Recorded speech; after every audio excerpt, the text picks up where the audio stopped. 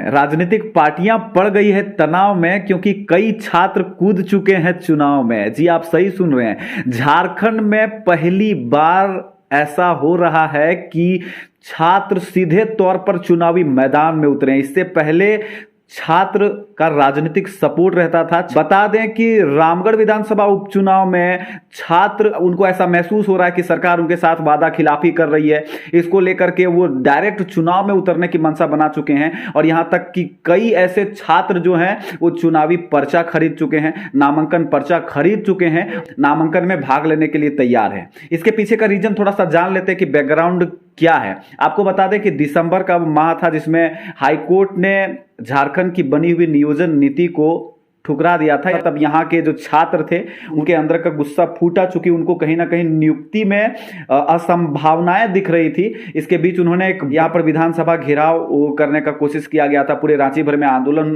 हुआ था। उसके बाद सत्ताधारी पक्ष से एक कमेटी बनाई गई जिसमें से उनको ये आश्वस्त किया गया था कि आने वाले टाइम में बस 1 महीना आप समय दीजिए, हम एक अच्छी और झारखंड के हित में एक नियोजन नीति बना करके देंगे, जो कि अभी तक पूरी नहीं हो पाई। और उसी के साथ साथ जब अस्थाई नीति का प्रस्ताव गवर्नर ने ठुकरा दिया, वापस कर दिया, उसके बाद छात्र आग बबूला हो गए। और कहीं ना कहीं इस चपेट में रामगढ़ विधानसभा उपचुनाव भी आया, जो कहीं ना कहीं छात्र वहां पर बढ़ चढ़ के हिस्सा ले रहे हैं और मूल रूप से उसमें भागीदार भी बन रहे हैं, यानी कि वो कैंडिडेट भी बन रहे हैं उसमें। और 1-2 कैंडिडेट नहीं, बताया जा रहा कि 15 से 17 कैंडिडेट अभी तक ऐसे हैं जिनको नामित किया गया है, वो नामांकन पर्चा खरीद चुके हैं। तो आइए जानते हैं डायरेक्ट रामगढ़ से जो छात्र नामांकन पर्चा खरीदे हैं वो इस विषय में क्या मंशा रखते हैं, क्या सोच करके चुनावी मैदान में उतरे हैं। में इमाम शफीक है जो कि रामगढ़ विधानसभा उपचुनाव में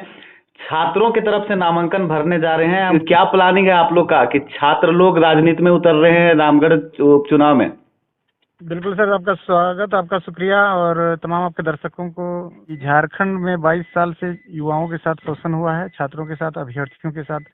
बताइए, लंबे समय से वो लोग तैयारी करते हैं, घर से बाहर जाकर के कितनी परेशानी, कितनी मुशक्कत करना पड़ता है जी। कितना, और तमाम परीक्षाओं पंचवर्षीय योजना बना कर रख दिया गया है, जेपीएससी हो या जेएसएससी हो। वर्तमान मुख्यमंत्री श्री हेमंत सोरेन जी का सरकार रोजगार के मुद्दे पर आई थी सरकार में, और बोले थे कि जैसे ही हम सत्ता में आएंगे तो 1 साल में 5 लाख युवाओं को रोजगार देंगे, नौकरी देंगे। अगर नहीं दे पाते हैं तो राजनीति से संन्यास ले लेंगे, ये भी घोषणा उन्होंने किया था। शहीद निर्मल महतो के शहादत दिवस पर उन्होंने घोषणा किया था। अभी वर्तमान में झारखंड की दशा देखिएगा तो 3-3 पार्टियां जो है मिल करके गठबंधन बनाया हुआ है, चीट और पट बना के हम झारखंडियों को पीस रहा है। तो कहेंगे कि वो लोग गठबंधन करके एक साथ मजबूती से सत्ता में आने के लिए लड़ सकता है, तो हम झारखंड क्यों नहीं लड़ सकता है? बिल्कुल 15-20 जितने भी, अभी हमारी तादाद बहुत ज्यादा होती, क्या बताएं, हम हजारों की तादाद में हम लोग चाह रहे थे, क्योंकि युवाओं को अब आना होगा। जब हमारा हक अधिकार लूटा जाएगा और बराबर लूटा जाएगा, झारखंड को खोखला कर दिया जा रहा है। तो क्या लगता है कि जिस तरह से युवा लोग रोजगार पाने के लिए सरकारी नौकरियों के पद के लिए फॉर्म भरते हैं, उसी तरह नामांकन फॉर्म भी भरेंगे क्या? बिल्कुल। और उन लोगों को ही गढ़ में जाके क्या होता क्या है ना कि वो लोग अपने लिए इतना सुंदर व्यवस्था बनाए रखा है कि बताइए 27 को, अभी देखिए नॉमिनेशन फॉर्म मिल रहा था 31 तारीख से लेकर 7 फरवरी तक, कल जो 7 फरवरी है, तो यानी कि 7 दिन के अंदर वो लोग अपना सारा कार्यक्रम कर रहे हैं। और उसके बाद 20 दिन के अंदर 7 से लेकर 27 फरवरी को उन लोग का इलेक्शन हो जाएगा, यानी कि उन लोग का एग्जाम हो जाएगा।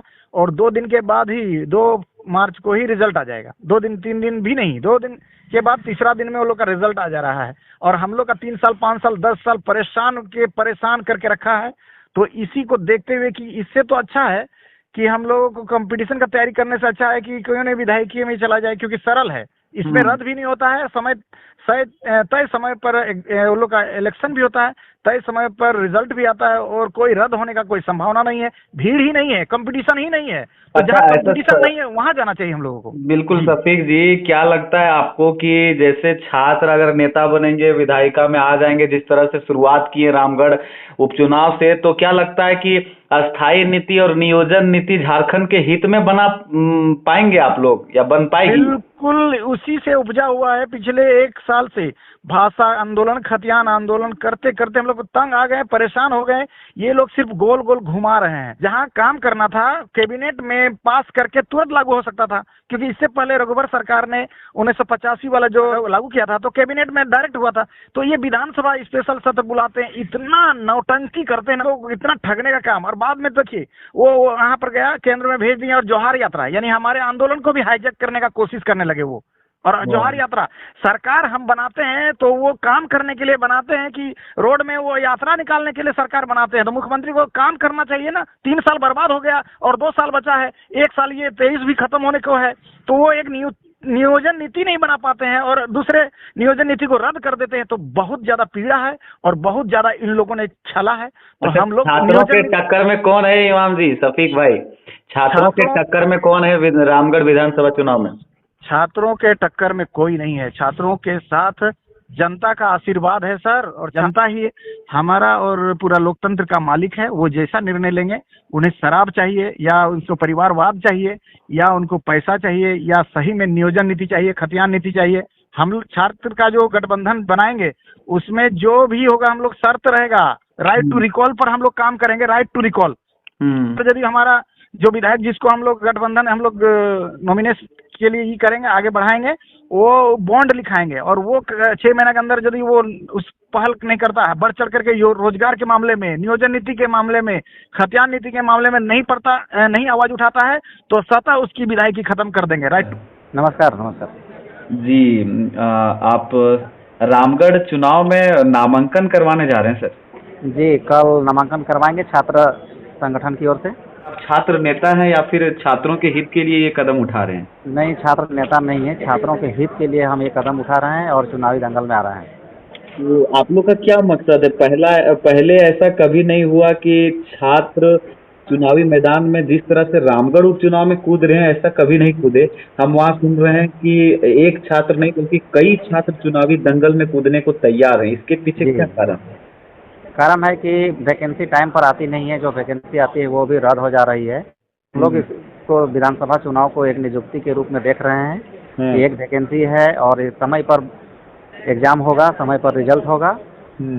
तो सरकार की जो नियोजन नीति थी वहाँ बताया जा रहा है कि और अस्थाई नीति के बनाने में जो असफलता मिल रही है उसके खिलाफ कहीं ना कहीं छात्र लोग आक्रोश में हैं और उसके वजह से चुनाव लड़ रहे हैं वहाँ पे।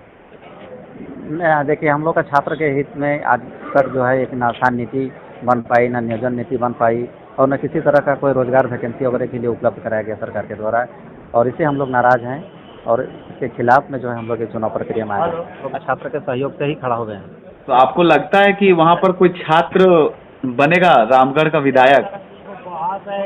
प्रयास है, चुनावी जीतेगा तो एक ही आदमी, लेकिन हम लोग प्रयास कर रहे हैं कि हम लोग अपना समस्या को लेकर जनता के बीच में जाएंगे और गार्जियन से निवेदन करेंगे कि आपका बाल बच्चा जो भी बेटा बेटी को पढ़ा रहे हैं उसका भविष्य सुरक्षित नहीं है और जिसके हाथों में आपका बच्चा का भविष्य है वो आपका सुरक्षित नहीं कर रहा है, इसलिए स्वयं जो है आप इस मुद्दा को बदलिए और अच्छे आदमी पढ़े लिखे को।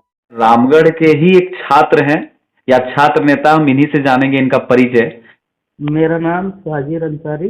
हाँ, मैं गोला से हूँ। तो क्या आप भी नामांकन करवाने जा रहे हैं?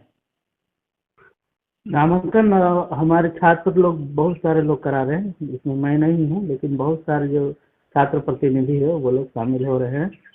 और क्या रीजन है सर, क्यों, मतलब कि आप लोग जो छात्र हैं, छात्र को पढ़ाई से मतलब होनी चाहिए, रोजगार से, रोजगार कैसे मिले, इन चीजों से मतलब होनी चाहिए, लेकिन छात्र पॉलिटिक्स में इस तरह से आ रहे हैं, इसके पीछे क्या रीजन है? अभी तक छात्र तो पढ़ ही रहे थे, लेकिन पढ़ते पढ़ते सबका उम्र अब ढलने लगा है और 22 साल से कभी 1985 का नीति आता है, कभी 1932 का नीति आता है, जबकि दोनों के दोनों नीति फेलियर हो जाता है झारखंड में। कोई 11 लाता है, कोई 13 लाता है। तो इसका मतलब ये है कि जो विधायिका में जो लोग हैं वो शिक्षित नहीं है, उनको प्रशासनिक अधिकारी जो है बेवकूफ़ बना रहे हैं और कहीं ना कहीं यहाँ झारखंड का बच्चा पिसा रहा है, उम्र खत्म हो रहा है उसका। इतना पैसा अभी CGL में फॉर्म भरा है लोग, इतना दिन से पैसा दिया हुआ है, पैसा तो हर बार लेता है, पैसा पड़ा हुआ है सरकार के ही में, लेकिन स्टूडेंट को एक एग्जाम नहीं कंडक्ट करा पा रही है सरकार। अब हम लोग विधायिका में उतर के उनको चुनौती देंगे।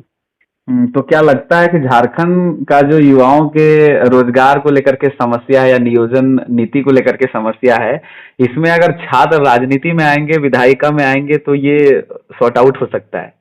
हाँ हाँ, जो प्रतिनिधि है, छात्र जैसे भुक्तभोगी है, तो उनको पता है कि कहाँ कहाँ पे लूप होल है, कहाँ कहाँ पे परेशानी होती है। अगर छात्र ही सबसे ज्यादा यहाँ पे शोषित है झारखंड में। अभी अगर देखा जाए तो चाहे हम इसको आप किसी तरह से भी देख लीजिए, चाहे अभी सरकार के माध्यम से बोल लीजिए या कार्यपालिका के माध्यम से बोल लीजिए, हर जगह स्टूडेंट ही शोषित है। अभी देख लीजिए, हम लोग 1000 जैसे बोले कि चुनाव में लड़ेंगे, ये लोग 10,000 रखा है ये नॉमिनेशन फी। हाँ, अगर 1000 रखता तो 1 लाख स्टूडेंट इसमें फॉर्म भर देता नॉमिनेशन में। तब नेता लोग को, यहाँ का जो नेता है जो राजनीति 22 साल से कर रहा है, उसको पता चलेगा कि कैसा लगता है जब 1 लाख और 1.5 लाख जब मतलब लोग नॉमिनेशन कराता, और चुनाव आयोग को भी पता चलेगा कि कैसे इसका हम चुनाव करवा पाए।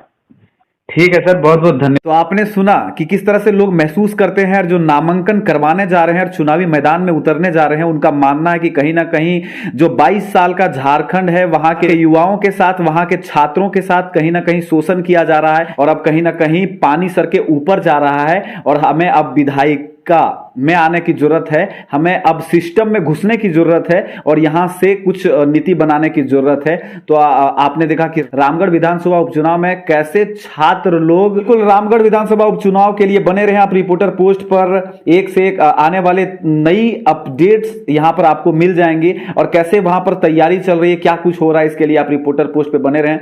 रवि भास्कर के साथ बहुत बहुत आपका धन्यवाद।